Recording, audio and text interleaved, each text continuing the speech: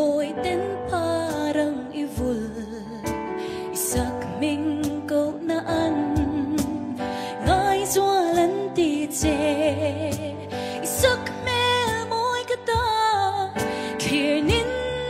ni om lo mampui kadu ber che a kama ngay ber ini a imangay na rin om ithin lai chuak nghe chu o min hlan ve to mai ro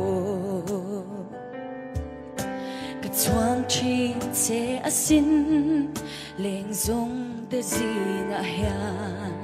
tiang reng a sak mel moi kwanun na lo tuang che o kan zo ram hi nang nen phang du nila ki chuan ke hian zain ka oi se lang che ma pui ka tu ber che a ka ma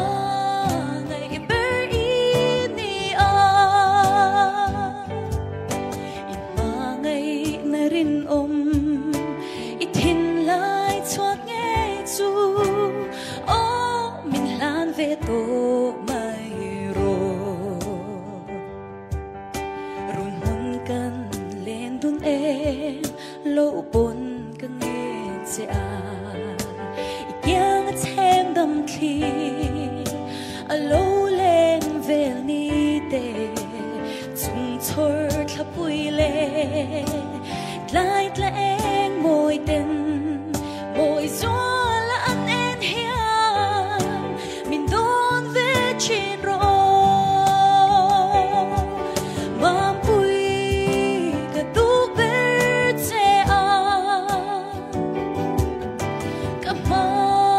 ngai ber ini a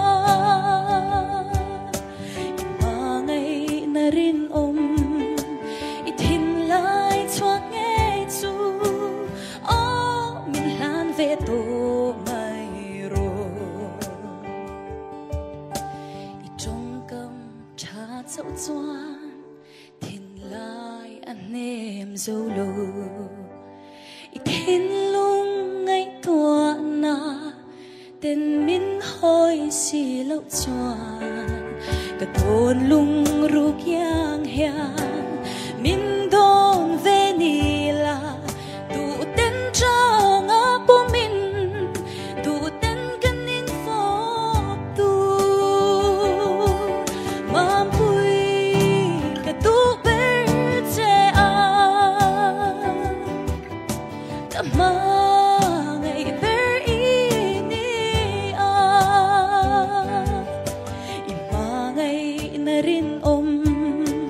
ithin lai chuak nghe chu o min hlan ve to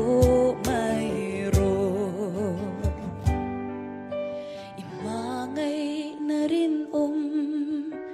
ithin lai chuak nghe chu o